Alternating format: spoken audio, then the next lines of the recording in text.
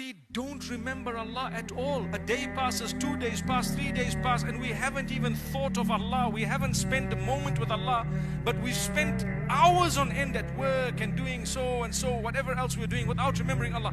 That's what's scary. I think every one of us today, this reminder should make us from those who put back Allah into the equation. Put Him back. Even if it's you're driving, Subhanallah, Alhamdulillah, MashaAllah, Tabarakallah, La ilaha illallah, Subhanallah bihamdi, Subhanallah al-Azim. That's a powerful remembrance of Allah, and that's the topic today. Powerful remembrance of Allah. Say these words, learn their meanings, because they will be more powerful when you know the meaning of what you're saying. People ask me, I'm feeling sad, what should I read? I say, read Surah Al-Duha, but don't read it without reading its meaning as well.